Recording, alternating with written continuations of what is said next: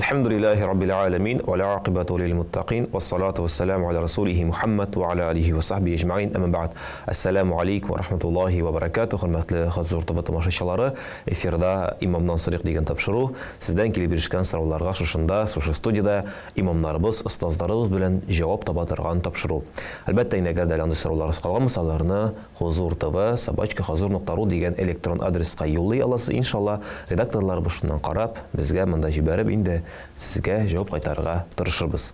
Инде бүгенге тапшыруга килгәндә, хөрмәтле тамашачыларыбыз, күреп торасыз, бүген безнең студиябызда, кунакта Казаныбызның бик матур мәчетләреннән берсе Ирек мәчетенең имам хатибы Тимур хәзрәт Камаев. Ассаламу алейкум хәзрәт. Ва алейкум ассалам ва рахматуллахи ва баракатух. Инде беренче тапкыр булса да, соңгысы булмасын шушы студияда күрешүләр. Әлхәмдүлилләh, сораулашына бик кызыклы, бик күңелле. Минемчә сезгә дә алар турында безнең инде тамашачыларга силәргә дә күңелле буладыр. И Раббыбызга бер карата үзебезнең гыйлемебездән закат та булып торса иде иншалла. Менә шундый сорау, кичкенә гынахлар кылсаң, тәүбә намазы кылырга кирәкме? Һәм шулай, әгәр дә кичкенә гынах кылсаң, зур гынах түгел, кичкенә гынах кылсаң, күңелдә бер төрле хис булып, инде телдән "Я Раббым, мине кичер" дип әйтсәң, бу гынахны кичерәме? Һәм шулай инде тагын әле өстәп сорау биргән инде, әгәр дә кичкенә гынах кылып, инде берәр төрле зикр кылсаң, бу гынахны кичерәме? Әлбәттә, инде тәүбә кылырга кирәкми дип, тәүбә намазы кирәкми дип кылырга бу очракта дип әйтмибез. Тәүбә намазын кылырга тели икән кылсын, әлбәттә. Чөнки инде бу кеше зур гынахлар хакында сүз барганда, инде төрле галимнәр бит инде төрле галимнәрне олы гынахлар рәтенә кертә, кайберләре инде бу кеше гынахларга кертелә. 7 олы гынах дигән китаплар бар, 40 олы гынах дип язылган галимнәрне безнең 100 мең дигәндә китаплар бар, ягъни 1000 олы гынахлар дип язылган. Бу инде ничек аңларга кирәк? Һәрбер кешенең дәрәҗәсе бар. Ислам динебездә инде үсеш барганда, иман ныгытган чакларда кеше ниндидер бер дәрәҗәләргә ирешә. Һәм дә бер дәрәҗәгә ирешкәчтен элек аның өчен ул кеше гынах булып каралса да, бу дәрәҗәгә җиткәннән соң инде ул аның өчен олы гынах булырга мөмкин. Шуңа күрә теге намаз кылгарга кирәкми, тәүбә бу очракта тәүбә намазын кылма дип әйтмибез, кылсын кеше. Әмма шулай кеше гынахлар сүз барганда инде Пәйгамбәрбез саллаллаһу алейхи ва салламның хадисләрендә күрәбез, инде намаз белән намаз арасында, мәсәлән, җомга белән җомга арасында, хәзер Рамадан белән Рамадан арасында кылынган кеше гынахлар шушы гамәлләр белән җомга кылуларыбыз белән намаз кылуларыбыз белән сөртелә дигән инде хәбәрләребез бар Пәйгамбәрбез саллаллаһу алейхи ва салламда. Моның хакында аят та бар Куръани Кәримдә. Худ сүрәсенең 114-нче аятында Аллаһ Тәала әйтә: "Истаизу биллаһ", әйтелә: "Иннал хасанати юзһибнас сайyiat". Дөрестлектә күркәм гамәлләр, изгелекләр начарлыкларны, гынахларны сөртә ди Аллаһ Тәала. Моңа белән дә без аңлыйбыз, ягъни бер изгелек кылуыбыз белән моңарга кадәр кылынган гынахларыбызны Аллаһ Тәала сөртә, гафу итә. Бу очракта инде кылган намаз хакында сүз балырырга мөмкин, бирелгән садака. Бу очракта сорауда килгәнебезчә инде астагфируллаһ әйтүең белән дә шулай ук Пәйгамбәрбез саллаллаһу алейхи ва саллям әйтә, эшеңнән тоелган пишманлык, ягъни менә ни кылдым инде менә, янап торасың, үзеңне ашай битәрлисең, эшеңнән ашыйсың үзеңне, ни кирдем инде шуңа, ни кылдым инде менә дип, менә бу да ди Пәйгамбәр саллаллаһу алейхи ва саллям әйтә, бу да тәүбә ди. Ягъни бу да гынахларыбызның гафу ителүенә сәбәп. Шуңа күрә гынах кылгачтан инде кеше әлбәттә эчке дөньясында шушы уйланырга тиеш, үзен отчет бирергә, шушылай хисап итәргә тиеш. Үзен әлбәттә истигъфар сүзләре әйтергә, астагфируллаһ, я Раббым гафу ит. Кеше гынахлар шулай шушы истигъфар сүзләре белән дә гафу ителә, намазлар белән, садака бирүең белән, пишманлыгың белән дә инде гафу ителә. Бу инде кеше гынахлар, инде бу сорауны ачыклап киткәндә инде олырак гынах булса, инде олы гынах хакында әлбәттә монда кешенең тәүбә итүе шарт булып тора. Чөнки кеше гынах гафу ителсә шушы гамәлләр белән, олы гынахларның гафу ителүнең шарты бу очракта тәүбә итү. Моның хакында да Аллаһ Тәала әйтә: "Истаизу биллаһ, я аyyuhallazina amanu tubu ilallohi tawbatan nasuha". Эй иман итүчеләр, Аллаһ Тәала тәүбә итегез, насуха тәүбәсе белән, хакыйкый тәүбә белән тәүбә итегез. Моны ачыклаганда инде галимнәр нәрсә диләр, бу тәүбә насуха нинди ул тәүбә? Ул тәүбә иткән очракта инде пишманлык булу өчен дә, бу гынахны ни кылдым икән икәнлегенә. Икенчесе Аллаһ Тәгаләдән инде тәүбә сүзләре сорау, намазыңны кылу һәм дә синең шушындый катгый караш булырга тиеш, эшеңдә мин бүтән бу гынахка бер кашан да кайтмаячакмын дип. Караш кыласың, бәлки киләчәктә Аллаһ сакласын, бәлки тагын ул гынахка төшәрсең. Булырга мөмкин. Без кеше гынахсыз булмый. Ягъни һәрберебезнең гынахларыбыз бар. Һәрберебез төрле гынахка төшәргә мөмкин. Әмма менә тәүбә иткән мизгелеңдә үзеңне эшеңдән пушманлыгың белән бергә катгый караш белән я Раббым бүтән бу гынахка кайтмыйчакмын дип тәүбә кылуың шарт булып тора. Менә бу очракта инде олы гынахларга тәүбә була. Һәм дә инде еш кына инде хәзрәт буларак булгач миңа да сораулар килә бит инде. Бар бит инде гынахны бүлеп була Аллаһ белән кул арасы. Ягъни син Аллаһ Тәгалә каршында кылынган гынахың. Мәсәлән, кылынмаган намазларыбыз, фарз үтәмәүләребез, Рамадан айында тотмаган уразаларың бу синең белән Раббың арасында, ягъни Аллаһ белән кул арасында кылынган гынах. Бар исә кул белән кул арасында кылынган гынах. Бу мәсәлән инде берәр кешенең хакына кирдең. Гайбәт сөйләдең. Берәр әйберен урладың кешенең. Һәм дә башкасы, ягъни күп әйбер китереп була, зыян салдың, Алла сакласын, һәм дә башкасы. Бу очракта, менә беренче очрак Аллаһ белән кул арасындагы әйтеп киткәнебезчә тәүбә белән гафу ителә. Аллаһ Тәгалә Гафурур Рахим, Аллаһ Тәгаләнең рәхмәте киң. Аллаһ Тәгалә бүтән гынахларны гафу итүче, ширктән башка кылган аятта да китерелә. Аллаһ Тәгалә бүтән гынахны гафу итә, аңарга карата кылган ширктән башка. Ягъни Аллаһ Тәгаләнең гафу итүлегенә өметне бер кашан да кисмик. Моңардан моны әйтеп китик. Һәр вакыт кеше өмет булырга тиеш. Гынах белән Аллаһ Тәгалә алдында без өмет белән курку арасында булырга тиеш. Әмма галимнәр әйтәләр, өмет һәр вакыт күбрәк булырга. Әйтик, курку 49% булса, 51%-ның өмет булырга тиеш. Өметләнергә тиеш. Гафурур Рахим, Аллаһ Тәгалә мине гафу итәчәк дип өметне бер кашан да кисмик. Бу очракта Аллаһ Тәгалә тели икән, синең гынахыңны, тәүбәңне, гынах кылганнан соң тәүбәңне кабул итә ала. Кабул итмәскә дә мөмкин. Тиге үзебезне гынах алдына кирер алдыннан алдамыйк. Аллаһ Тәгалә гафу итәр әле бу гынахны эшлим дә нар тәүбәмне итермен дип, Аллаһ Тәгалә белән мондый уеннар уйнарга ярамый бер кашанда. Гынах кылдың, пушманлык кылдың, тәүбә кылдың, бәлки Аллаһ Тәгалә гафу итәр, хакы бар гафу итмәскә дә. Кыямәт көнендә инде бу гынахларың өчен җәһәннәм утына да кирип чыга аласың.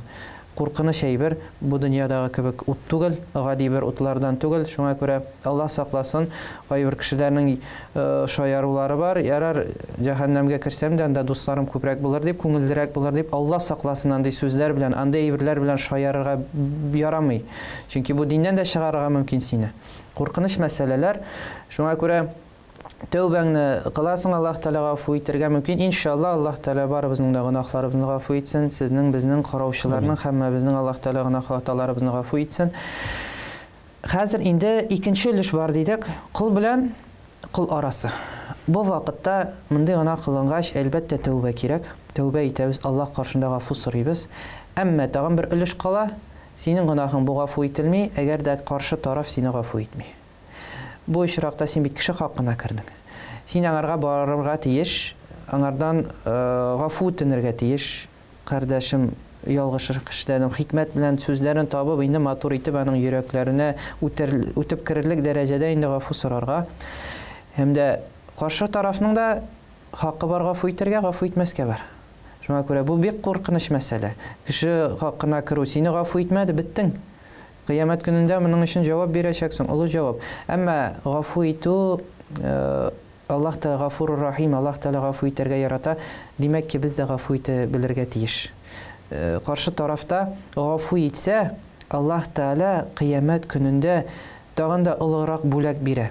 Мәсәлән, син гафу итмәсәң каршы тарафны, нәрсә була? Кыямәт көнендә син аның яки савапларын аласың, яки саваплары бетсә, үзенең гынахларыңны аңарга йөклей башлыйсың. Әмма гафу итсәң бу дөньяда, Аллаһ Тәгалә сиңа кыямәт көнендә шундый биеклектә бүләк бирә, аңардан алачак бүләгеңә карата күбрәк булачак. Чөнки Аллаһ Тәгаләнең ниъмәтләре иксез шиксез. Аллаһтан рәхмәте киң, һәм дә ул сиңа тагын да күбрәк бирәчәк бүләген, тагын да өстенрәк бирәчәк. Шуңа күрә гафу итәргә кирәк. Белергә кирәк, гафу итү, без динебез моны чакыра, чөнки Аллаһ Тәгалә гафу итүче, без дә гафу итик. Бу очракта Шушылай тәүбә ителә, барырга кирәк, барыбер сорарга кирәк.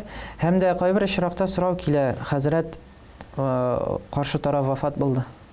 Әйберен урлаган идем, вафат булган. Ул вакытта аңламаган идем, акылга килдем, динне аңладым, диннең хикмәтләрен аңладым. Менә аңардан барып гафу сорый алмыйм, аңарга кире кайтара алмыйм, малын, мөлкен урладың икән мәсәлән. Бу очракта ни эшләргә? Бу очракта инде варисләре бар икән, балалары бар икән, киләчәк буыны бар, туганнары бар икән, ул вакытта инде аларга тапшырасың. Менә үз вакытында ниттем, урладым, менә кайтарасым килә, хакын кайтарасың бу туганнарына. Туганнары да юк, беркем калмады. Ни эшләргә? Бу очракта шушы кешенең исеменнән садака бирәсең. Ягъни шул ук микъдардагы әйберне, урланган мал-мөлкетнең микъдарында хисаплыйсың да инде. Шушы кешенең исенә кыямәт аңарга савап булып барсын дип садакасын тапшырасың. Ният инде үзең савап эшлисең түгел, кешегә тапшырасың шушы савапны. Башка мәсьәлә, акчаң юк кайтарырга. Барырга кирәк барыбер ул кешегә. Исән икән мәсәлән, аңардан гафу сорыйсың, аңлатасың хәлне. Каршы тараф гафу итәргә дә мөмкин. Беренче бу ягы да бар. Ярар, мин сиңа гафу итәм. Яки аңлатырга мөмкин. Вакыт менә хәзер бу кадәр микъдар әйберем юк кайтарга, вакыт мин сине әкренләп кайтарып бетерәчәкмен аны диясең мәсәлән. Каршы тараф та гафу итмәскә мөмкин. Монда галимнәрнең бер шартлыклы хәбәрләре бар. Ни диләр? Хәтта ки гафу итмәсә дә каршы тараф, син барып аңарга гафу үтенгәнең өчен Аллаһ Тәала кыямәт көнендә сиңа ярдәм итәчәк, аңарга әҗәтне кайтарырга. Шуңа күрә теге утырга кирәкме? Ярар, мине барып гафу итми бит, нитми бит түгел. Бар сора, Аллаһ Тәала кыямәт көнендә сиңа кайтаруына җиңеллек бирәчәк, мөмкинчелек бирәчәк. Аллаһ Тәала сиңа җиңеләйтәчәк бу юлны. Шуңа күрә бу очракта инде әле ни дә әйтеп китик, ихлас рәвештә моны эшләргә кирәк. Теге туттың малны да кайтарырга чыктың, бардың таба алмам. Аллаһка шөкер таба алмадым, үземә калды дип теге алай диергә ярамый. Барганда ниятең ихлас булырга тиеш. Булдырып җиткезим инде моны. Биргәндә дә әлхәмдүлилләh шушы өстемдәге булган йөкемнән кутылдым бу дөньяда, ахирәттә моның өчен җаваплылыкны төшердем өстемнән. Бу очракта инде каршы як гафу итте. Аллаһ Тәаләгә тәүбә кылдың, Аллаһ Тәала иншалла бу гынаһларыңны гафу итәчәк. Иншалла шул булсын. Менә монда тәүбә намазы турында сүз булгач, инде ул тәүбә намазы кайсы очракларда чынында укыла һәм ничек укыла? Тәүбә намазы әйттек инде шушы олы гынаһларга баглы. Кичә гынаһлар очракта да кыла алабыз. Бу әйтми теге кичә гынаһ кылдың да кылырга ярамый, кирәкми дип.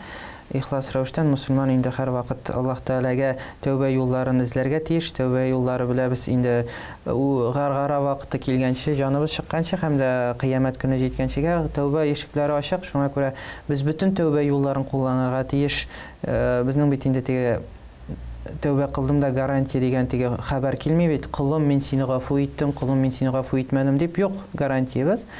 Шуңа күрә без үлгәнчегә кадәр ул гынаһыбыз өчен пишман булып йөрергә мөмкин. Тәүбә туктаусыз искә төшкән саен сорарга, тәүбә намазы хакында инде кылабыз икән, бу нәфил намазлардан булып тора. Тәүбә намазы итеп, ниятлисез инде тәүбә намазы дип ният итеп басабыз. Нияткә кайтканда инде теге шарт ниятнең мәхәле төп асыл җире йөрәк. Йөрәктә ягъни аңлыйсыз, менә фәлән гынаһ өчен менә мин тәүбә намазы кылырга ниятләдем. Басасыз инде махсус сүрәләр юк. Менә шушыны гына укыгыз дигән нинди сүрәләрне беләсез? Фатиха сүрәсеннән соң өстәмә сүрәләрне кушып укыйсыз. Анда Фәләк нас укыйсызмы, яки Кафирун, Кул хуаллаху укыйсызмы, мәсәлән, башкаларны да укый аласыз.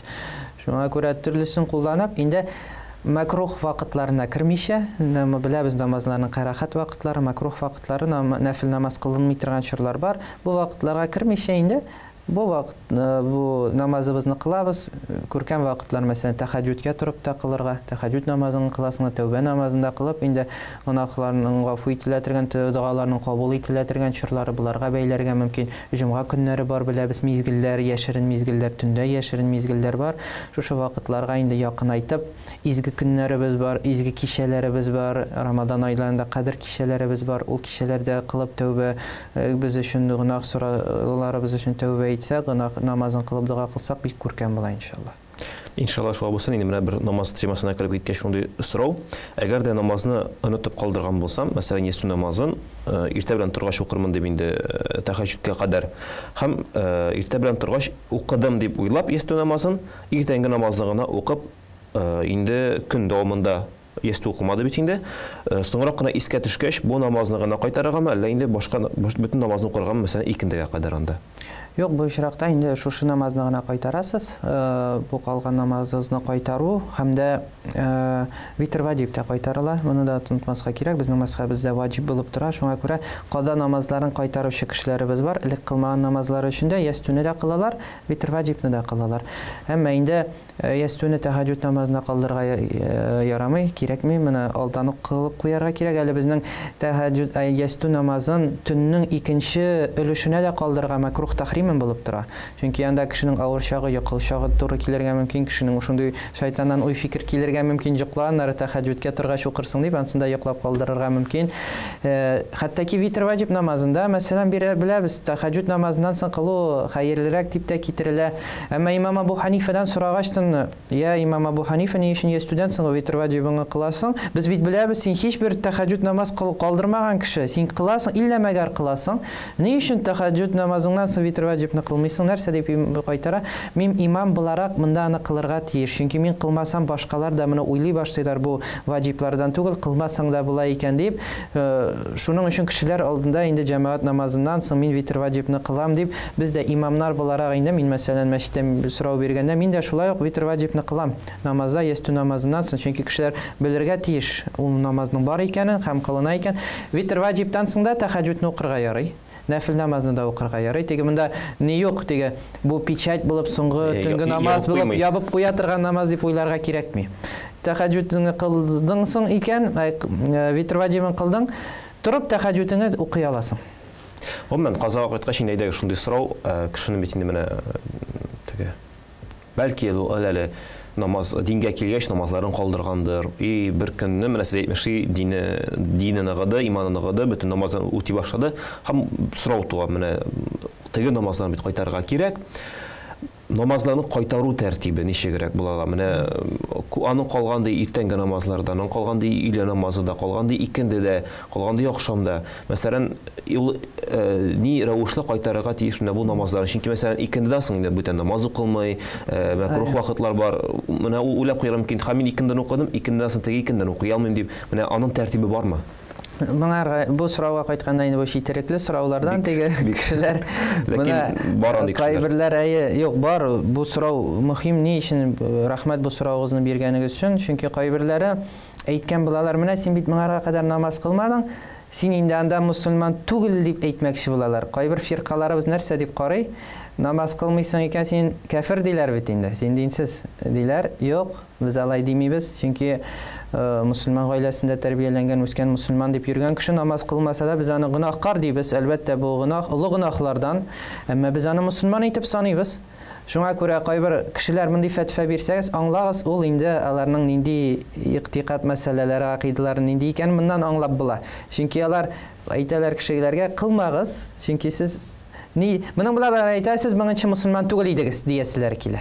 Без әйтәбез, юк, ул кешеләр мусульман, син намазың кылынмаган намазларың бар икән, син аларны кайтарырга тиеш. Бу синең өстеңдә. Әтиң мусульман, анең мусульман, хәтта ки мөфтиятә караган бер як мусульман булса да, без ул баланы мусульман дип карыйбыз. Шуңа күрә мусульман гаиләсендә үскән кебек без карыйбыз, шуңа без аны мусульман дибез. Ул очракта син намазларыңа балиглыкка ирешкәнеңнән бирле кайтарырга тиеш. Кемдер хәтерли, балиглык мәсьәләсендә дә әйтеп киткәнебез бар. Балиглык ир-атларның инде беренче полициялары белән барлыкка килә, һәм дә кызларның инде беренче күрүмнәре белән барлыкка килә. 15 яшькә кадәр булса, 15 яшькә кадәр булар, булмаса 15 яшьтән соң инде алар совершеннолетний балиг булып саналалар. Инде балигат 15 яшь, монда әйтергә кирәк хиҗри хисап буенча. Чөнки безнең хиҗри хисап кыскарак булгач, мондай хисап белән караганда 14,5 анда чыга. Була инде хиҗри хисап буенча 15 яшеңнән, ягъни балиглыкка ирешкәннән чорга, намаз укыган чорга кадәр син укылмаган намазларыңны, тотылмаган уразаларыңны кайтарырга тиеш. Бу синең өстеңдә. Һәм дә моның ничек тәртибе, ничек кайтарга, бер җайлы вакыт сайлап ала аласыз үзегезгә. Гадәткә кертер өчен, мәсәлән, иртәнге яктамы, менә инде кояш чыкканнан соң, сөңге биеклегенә менгәннән соң, ишрак вакыты җиткәннән соң инде бу вакытларда аласыз, яки җыеп кыла аласыз барсында, мәсәлән, иртәнгесендә иле, икенде, акшам ястүне һәм витр ваҗибны бергә көнне бер кайтарасыз. Берничәне кайта. Ягъни бу сезнең көчегездән килеп, ни кадәр булдырасыз, шул кадәр кайтарырга, тырышырга, када намазларын кайтарырга, хисапларга кирәк. Кайтарганда да ниятләргә ничек? Ниятлисез яки иң әүвәлге соңгы калган иртәнге намазын, мәсәлән, ягъни ният йөрәгегездән инде мин ниятләдем, мәсәлән, укырга иң беренче калдырылган иртәнге намазның фарызын, яки иң соңгысыннан, яки өстән соңнан кайтарасыз, яки астан өскә дигәндә инде. Яки иң соңгы калган иртәнге намазның фарызын үтәргә ниятләдем дип инде йөрәгегездә ниятегезне белдерә. Һәм дә һәрбер намазга шулай. Монда инде язып барырга кирәк, берәр хисап алып барырга, блокноттамы, нидәме теркәп барасыз, бу көнне кылынды, бу көн кылынды, крестик куясызмы, галочка куясызмы, ничек телисез. Инде шушылай итеп, крестик куясың дип, тәре куясың дип әйтмәсеннәр инде. Галочкалары куеп, нитеп, инде үзегезгә берәр ничек хисапны алып барырга кирәк. Кайтарган көннәреңне санап. Әйтәм, көндә берне кайтарып була, икене. Кемдер инде сез әйткәнегезчә намазларга баглап бара, мәсәлән, иртәнге намазны кылды икән, уланың шунда тагын өстәмә бер намаз кыла. Хәзер иртәнге намаздан соң макрух вакыты бар. Нәфилләр кылынмый, әмма каданы кылып була. Кояш чыга башлаганчыга кадәр. Бар олы карахат вакыты, бар кеше карахат вакытлары. Моның хакында әйткәндә, инде безнең олы карахат вакытлары менә кояш чыгып башлау белән сөңге биеклегенә кадәр, ишрак вакытына кадәр, зәввал вакыты. Зәввалда да инде алдан арткан 5 минут алыйк, чөнки безнең һәрбер әйбердә, һәрбер приборда погрешность определение дигән әйбер бар, урысча әйткәндә. Шуңа күрә алдан арттан бер 5 минут алып куеп, ул вакытта кылмыйбыз. Һәм дә икендедән соң бар, икенде намазыннан соң түгел, икендедән соң менә кояш бата башлагач, ягъни кояшның үзгәреше башлангач, кояшка без күз белән карый алган чор башлана, ягъни кызыллыгы барлыкка килә кояшның. Без күзлексез, кояш күзлекләрсез инде җиңел генә кояшка карый ала торган чор, бу менә бу кояшның батуына инде шулай ук 1 ярты сәгать кала, 40 ярты минут кала. Бу чорда улы карахат вакыты. Бу вакытларда нәфил намаз да кылынмый, һәм дә кадалар да кылынмый.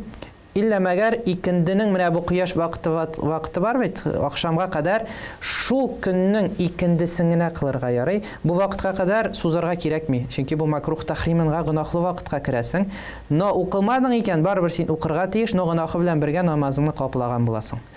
Менә бу карахат вакытлары, улы карахат вакытлары дидек. Бында кадалар да кылынмый, нәфилләр дә кылынмый.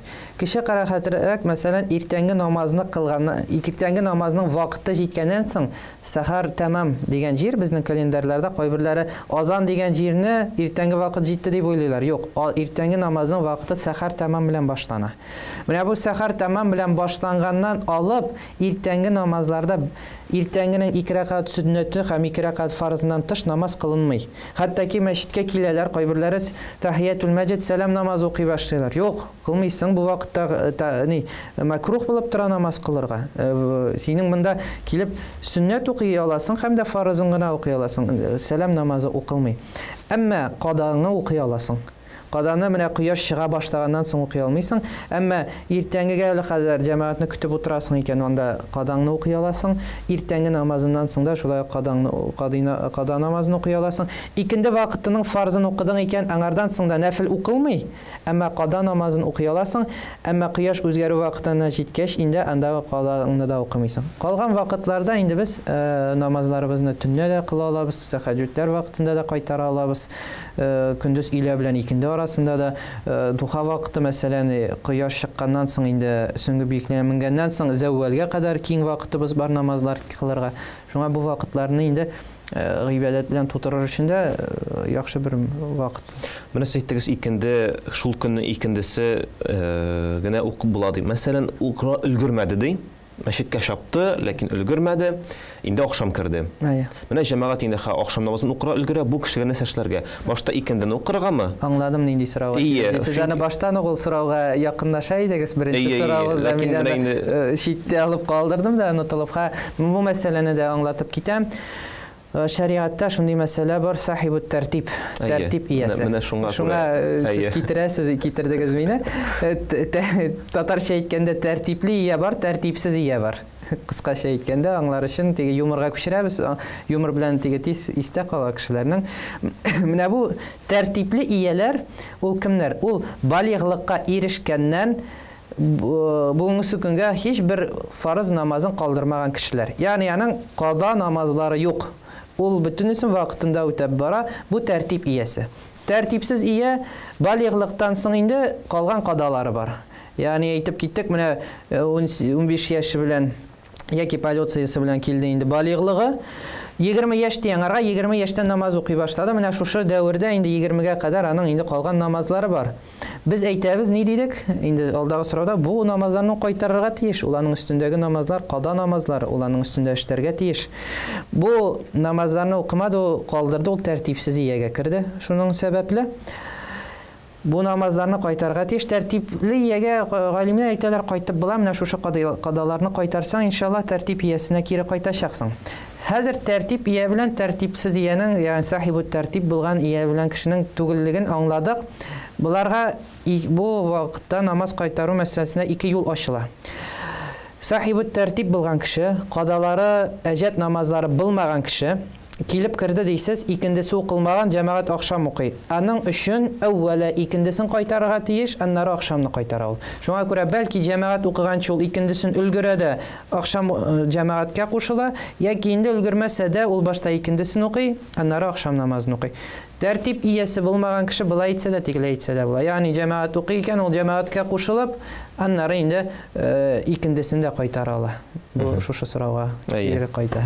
Чөнки ничек булмасын, кеше сәфәрдә дә була, кеше юлда да була, килеп керде, намаз укыйлар, аны икендесе укыма, яки аны иләсе укылмаган, яра инде иртәнге намаз укыгандыр инде. Ничек булмасын, төрле чираклар була ала. Шуңа күрә Аллаһ Тәала һәрберебезгә сахибу тәртип ияләреннән булырга насыйп әйләсен. Инде һәрбер кеше булмаган кадаларны да кайтарырга тырышсын иншалла. Иншалла шулай булсын. Чынлыкта намазларыбыз үтәлеп башлады барыбызның вакытында иншалла Аллаһ Тәала насыйп әйләсен. Инде шундый алдагы сорау, килеп бешкән безнең хөрмәтле тамашачыларыбыздан, бер ел элек мин үземә татуировка саттым. Тәнемә дигән инде чәчәк рәвешендә. Бу минем 14 яшеннән хыял иде. Ләкин менә хәзер уйлап куйдым, һәм аңладым моның гынах икәнен. Миңа гынахны ничек юарга, ничек миңа бу чиракта инде Аллаһ Тәала мине кичерсенче, миңа нәрсә эшләргә дигән. Менә бу бүтән сораулар килгән дә, инде күбесе безнең теге шариатны белмәүсезлектән килә. Менә да әйтеп китик, теге бер әйберне алыр өчен алгаштан да булсын компьютерны, һәрбер әйбернең инструкциясе бар бит инде, ватылмасын дип, бозылмасын дип инде.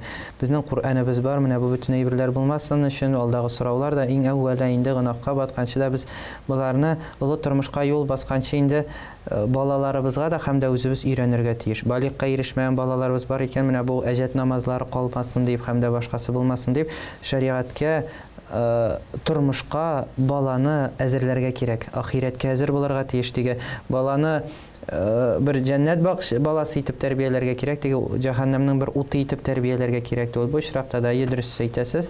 Динебездә тыелган мәсьәлә бу татуировка ясау. Күрдем тора инде 14 яшымда хыял иде, шуны бәлки 14 яшендә ясагандыр, менә бүген инде дингә килгәч инде аңлады. Әйе, монда тагын тияниләр әйтеп бетермәгән булгандыр инде үз вакытында аңлатмыйчы. Балаларыгызга аңлатыгыз, хөрмәтле җәмәгать, бу мәсьәләләрне. Ясатты, һәм эшләргә, әлбәттә тәүбә итәргә, һәм дә инде бу мәсьәләдә башта врач белән киңәшләшергә кирәк. Моны чыгартырып алу мөмкинчелеге бар икән, хирург әйтә икән, врач әйтә икән, бу сиңа зыян китермичәк, сәламәтлегеңә дә һәм дә башкаңа зыян булмыйчак, моны бетертә аласың, ул вакытта бетертергә кирәк. Юк, врач әйтә икән, бу синең инде зыян китерәчәк сәламәтлегеңә, кан мәсьәләләренә, инде моны табиблар яхшырак була, бу безнең эш түгел. Мөселман булган табиб булырга тиеш инде әлбәттә, чөнки ураза мәсьәләләрендә дә бу инде Рамазанга якынлашкач әйтеп китәм, тик кайбер кешеләр сорыйлар бит, уразамны ширлим, тотмасам ярыймы, юкмы? Бу вакытта врачка бардым, врач әйтте, тотмасаң да була дип. Сорыйсың инде врач, диндән җирак булган бер врач, диндә булган врачны сорарга кирәк. Ни өчен табиб, врачыбыз инде мусульман булган очракта ул бит инде аңлый харам белән хәләлне нәрсә икәнен, уразаның нинди бөек хикмәт мәсьәләсе икәнен, бу фарыз икәнен аңлый, кыйммәтен аңлагач ул хөкемне моны аңлап рәвештә бирә. Бу очракта да инде врач мусульман икән тиге, ярар бетереп торма дип әйтмәсен дип инде шәргый яктан да дини күзлеге белән дә карап аңлап моны хөкеме нинди икәнен һәм дә инде үзенең гыйлеме нәтиҗәсендә әйтә икән, сиңа алып куя аласың, бетертә аласың, зыяны булмый, бу вакытта бетертә. Врач әйтә, юк, зыян киләчәк, бу вакытта инде калдыра, әмма тәүбәсен кылып инде мондый әйбергә кире кайтмаска инде әлбәттә. Иншалла шулай булсын да. Алдагы сорау, минем үземнең бизнесым бар. Кием кибеттем. Ләкин ул харам акча кашылган, мин казинода акча шиттем дигән инде. Бу очракта минем бизнесым хәлал булып торамы һәм шулай галәттән алга дәвам иткән сорауны минем кием кибетеннән килгән акчалар миңа хәлал булып торамы, прибыль дип әйтик инде. Шулай ук bütün акчалар хараммы инде бу очракта. Миңа бу казинодан килгән акчаларның гынахын ничек итеп ялып була, шулай ук инде менә бу хәзерге вакыттагы минем кибетемнән килгән керемнәрне мин куллана аламмы? Ягъни беренчел акча ни бит инде. Әлбәттә мин бу бизнесны ташлый алмыйм дигән, чөнки бүтән эшне табу миңа бераз кыен булышыгыз әле дип язылган. Бу очракта инде тагын да әлбәттә тәүбә итү, чөнки инде бу олы гынахлардан беләбез инде.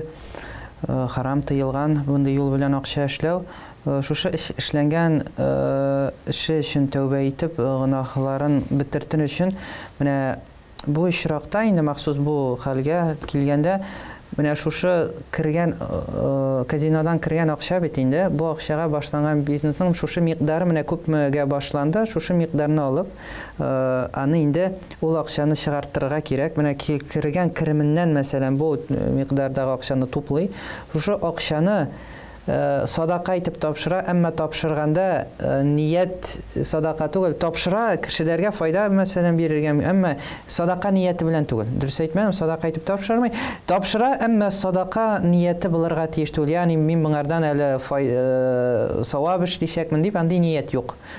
Кутылыр өчен шушы акчадан, менә харам юл белән кергән акчаны, бу акчаны инде тапшыра, әмма ният садака юк, чөнки бу инде харам акчаларыннан. Бу очракта инде шушының белән ул шушы иншаллах систарынган була, тәүбә итәргә әлбәттә, тәүбә намазларын кылырга, Аллаһ Тәала тәүбә итеп торырга, бер кем белән генә бу тәүбә бетергә тиеш түгел, әйтәм бит, искә төшкән сайын Аллаһтан гафу сорарга шушы кылынган өчен. Бу очракта инде бизнесы кергән акчалар аның өчен хәлал булачак, бу бизнес белән куллана ала. Бу квартира мәсьәләсе белән бер туры килә торган мәсьәләсеме? Ипотекага алынган ниләр, квартиралар, анда яшәү бит инде мусульманга яши ала, әмма кылынган гынахы харам. Шушыны бетергә тиз генә, һәм дә тәүбә итәргә, һәм дә бүтән моңарга кайтмаска. Әмма инде аннары түләп бетергәннән соң инде мәсәлән бу квартираның хәлал уланда яши ала, улан аннары сата ала. Әмма бу мисалда да теге җәмәгать аңлый күрмәгез, булай менә бизнесны ача алам икән дип, юк, хаша, Алла сакласын, бу булай итеп харамга кирәп, тагын да Аллаһ Тәала белән уен уйналырга тиеш түгел. Харам юл белән акча эшлим дә, аннары тәүбәмне итәм, чыгарам бу акчамны, калган бизнес белән кулланам, бу аңлам булай түгел. Безгә сорау килде, без махсус менә шушы сорауга карата җавап бирәбез. Кергән акчасын, шушы казинода табылган акчаны садака нияте белән түгел, булай гына чыгара, тапшыра. Тәүбәсен кыла кеше, бизнесын инде дәвам итеп, инде бу кергән акчалар аның өчен иншаллах, инде Аллаһ Тәаланың рәхмәте белән хәлал булачак иншаллах. Кайбер очракта ишеткән бар, менә мондый акчаларны теге бик мәчет төзүгә нигә түгел, әнәк менә түбәнрәк булган эшләргә таратыр акчалар, ниндирәк җирләргә таратып була. Аян әйтәләр, теге юл салу мәсьәләләренә, туалет төзү мәсьәләләренә, пычрак җирләрдәрәк мәсьәләләргә тапшырыла, мәчетнең җиргә керелмәсен ул акчасы, әмма инде үлем хәлендә булган, авыр хәлдә булган берәр кеше булырга да мөмкин, анда инде операция мәсьәләсе, анда инде тапшырсагыз була ул акчаны иншалла, Аллаһ Тәала файдасын бирер ул кешегә шушы юл белән, әмма инде сез бу бирелгән эштәге савапка инде өметегез юк. Өмет юк. Иншалла. Алдагы сорау, мин бик гынахлы кеше, ләкин әнием авырта, һәм мин аңа рукия укыйм. Минем укыган рукиям әниемә шифа булып ирешә аламы үземнең гынахларым аркасында. Монда бераз гына мин зина белән шөгыльләнәм дигән инде. Бу инде ruqyаны аңласыннар дип инде бу безнең гади халыкта шариғат эшкерүү. Шариғат буенча эшкерүү инде теге токмак белән түгел эшкерүү. Кур'ан укып, зикрләр белән, дугалар белән инде шариғи яктан су, мәсәлән, Кур'ан укылган сулар һәм дә башкасы. Бу очракта инде иң яхшысы була инде изгерәк кешенең, чөнки файдасы булсын дип инде бу укылганнарыбызның каршылыгы Аллаһ Тәгаләнең җавабы теге вероятности күбрәк булсын өчен әйбәттә изгерәк кеше инде моның белән махсус шөгыльләнә торган кешеләр бар, осталыгы булган бу мәсьәләдә үзләрен саклый торган, шушы эшкерүдән соң инде үзләренә дә зыян килмәсен дип шайтаннардан инде җиннәрдән зыян китермәйтен үзләрен саклый белә торган кешеләр дән булырга мөмкин дә. Бу сорауга кайтканда инде дәвам итә ала, әмма инде әлбәттә гынахтан тыелырга кирәк. Мондый гынах, зина кылу һәм дә башка инде генә яшьләрдә таралган теге видео карау инде шариат белән тыелган бу әйберләрне мөселман моңлардан тыелырга тиеш, бу харамнардан. Һәм дә булай укуын дәвам итә ала. Иншалла Аллаһ Тәгаләнең рәхмәте ким бәлки кабул итәр, әмма тәүбә итәргә тиеш, бу гынахларга кайтмаска тиеш. Бу инде тагын безнең бүгенге темабыз шуның белән баглы, һәм гынахлар белән баглы. Тәүбә белән һәм дә әнисенә файда күбрәк булсын дип үзе дә тыелырга тиеш. Укуында дәвам итә ала, әмма инде тагында остарак укырга кеше бар икән, ул вакытта аңарга мөрәҗәгать итеп инде аңардан укыттыра ала. Шуңа күрә бәлки менә Аллаһу алам теге зинага да төштем ни дип тә теге укыйсың да кешегә җин теге каршы килеп, шайтан каршы килеп, яки чыкканнан соң ачуы килергә мөмкин, шул чыгарттырган кешегә, укыган кешегә, аны да гынахка баттырырга мөмкин, зинага эттерергә башкасына, чөнки ул кеше үзен саклый алмый теге. Һәр көнне Бакара сүрәсе билгеле аятларын укып яки Бакара сүрәсе турысынча укып, ул үзен сакламый икән, Кур'ан укымый икән дәвамлы рәвештә, көненә берәр җүз, икешәр җүз укымый икән, аятул курсиләрне билгеле микъдарда укымый икән, ул вакытта ул укыган, теге чыгарылган шайтан аңа үзенә дә зыян салырга мөмкин. Бу очракта үзеңә зыян булмасын дип инде махсус шөгыльләнә торган кешеләргә тапшырырга мөмкин. Яки инде бик күркәм була инде үзе дә тыелса гынахтан, рукиясын да укыса, көненә җүз дә укыса, үзен дә сакласа, аятул курсиләрен дә укыса, иншалла Аллаһ Тәгалә гафу итер. Аллаһ Тәгалә инде шушы кешенең әнисенә иншалла шифалар бирсен, инде авырулардан арынырга насыйплардан кылсын. Гомумән менә шунда килгән сорауларда да кешеләрнең инде шушы кылган гынахларыннан да арынырга насыйп әйләсен, чөнки Аллаһ Тәгалә тәүбәләрен кабул итсен. Безнең дә һәммә безнең тыңлаучыларыбызның да Аллаһ Тәгалә тәүбәләрен гафу итсен. Тәүбәтен насуха, хакыйкый бер тәүбә итәргә Аллаһ Тәгалә насыйп итсен, чөнки тәүбә итү фарыз булып тора, фарз һәр бер мөселман тиеш тәүбә итәргә. Тәүбә, чөнки без гынахлы затлар, һәрберебезнең гынахларыбыз бар. Пәйгамбәр саллаллаһу алейхи ва саллям гынахсыз зат була торып та хәбәрләрдә көненә бер риваятләрдә 100, бер риваятендә 70 тапкыр инде көненә тәүбә, истигъфар әйткән. Шуңа күрә без дә инде әле гынахлы булып торып та әлбәттә истигъфар кылырга тиеш, тәүбә кылырга тиеш. Киләчәк Рамазаннарыбыз белән дә инде Аллаһ Тәгалә тоткан уразаларыбыз белән дә иншалла һәммәбезне инде шушы кылган кимчел гына хаталардан инде чистарынырга, арынырга насыйп әмиясәр әйләсен иншалла. Амин, шулай булсын. Хәзрәтнең кызганыч вакыты чыгып бетте. Инде шушы тапшыруга килгән өчен, җавап кайтарганыгыз өчен шушы сорауларга инде минемчә бөтен тамашачыларыбыз күргәннәрдер, аңлаганнардыр. Безгә дә, аларга да, сезгә дә шушы вагазлар белән вагазланып, тәүбәләр кылып яшәргә насыйп булса иде. Бүген монда килгән өчен сезгә рәхмәт әйтәбез. Һәм саубуллашабыз. Ассаламу алейкум ва рахматуллаһи ва баракатуһ. Ва алейкум ассалам ва рахматуллаһи ва баракатуһ. Сезгә дә зур рәхмәт чакырганнарыгыз өчен. Амин, иншалла. Хөрмәтле Хызыр ТВ тамашачылары, эфирда Имамның Сырык дигән тапшыру иде. Исегезгә төшерәбез. Бүген бездә кунакта Казаныбызның Ирек мәчетенең имам хатибы Тимур хәзрәт Камаев иде. Иншалла, Аллаһ Тәгалә аңа да тел ачкычлар биреп, әле тагын да гыйлемнән арттырып, шушында килеп сезнең белән шушы гыйлемнәр белән бүлешергә насыйп итсә иде. Бүгенгә сезнең белән саубуллашабыз. Ассаламу алейкум ва рахматуллаһи ва баракатуһ. Аллаһ Тәгаләнең сәламе ва рәхмәте барчабызга да булса иде.